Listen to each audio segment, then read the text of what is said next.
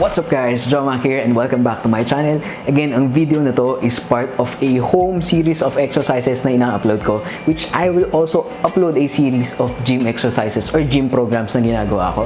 But in any case, today pag-uusapan natin yung lateral shoulder raise. More specifically, yung tinatawag ko na modified lateral shoulder raise, right? Pero for the purpose of this video, lateral shoulder raises na lang ang gagawin natin, alright? Ang reason ko lang for making this video is before, actually, nagla-lateral raises ako pero either sumasakit yung balikat ko or yung elbow ko. Kaya nag-check ako online kung ano yung proper form na madaling gamitin or gayahin, and also ilalayo ako sa injury on my shoulders. Kasi alam naman natin na once na shot or sira na yung shoulder mo, hirap ka na una, syempre, shoulder programs, but also it will take its toll sa mga program mo for your chest. So again, hindi ko na masyado itatackle yung mga proper stance, breathing, etc. But if you want that one, you can check on the description down below. Ililink ko yung mga program na yun. Or you can also search it dun sa channel natin. Alright? So for this particular exercise, actually I recommend using light weights lang lagi. I rarely use heavy weights sa shoulders except na lang sa dumbbell press kasi doon talaga ako nagpapalakas. So ang grip na i-recommend ko is, actually hindi ko alam kung ano yung tawag dito, pero parang thumb grip yata yung tawag dito. Tapos ano na, ganito na ba?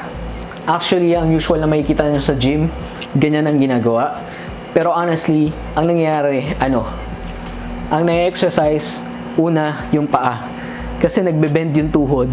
Tapos pangalawa, yung likod ang ginagamit. Pangatlo, masakit sa leg to guys.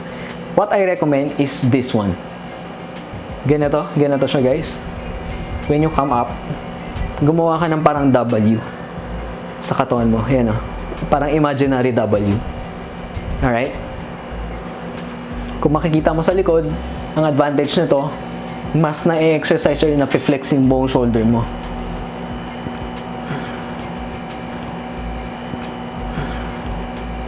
Pati yung bandang lateral head na shoulder. So ito is safe na safe actually for your wrists and your elbows kasi nasa resting or neutral position sila. Very secure, and all the muscle that is doing the work is yung balikat mo.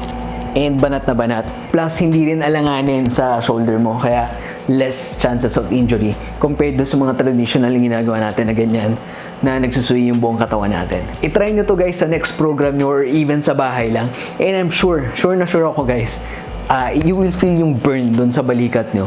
And kahit maliit lang yung weight or magaan lang yung weight, I'm sure tatamaan talaga yan on your next program. And mafe-feel mo na lumalaki na lang yung balikat mo. Well, that's it for this video guys. I'm actually trying to limit these videos para mabilis lang, para mabilis yung i-scroll. If you want more of this type of videos, please drop a like down below and consider subscribing to this channel. I will also link yung other exercises on the descriptions down below so you can check it out on your free time. Again, Joma here. Salamat sa panonood and I'll see you on my next videos. Salamat!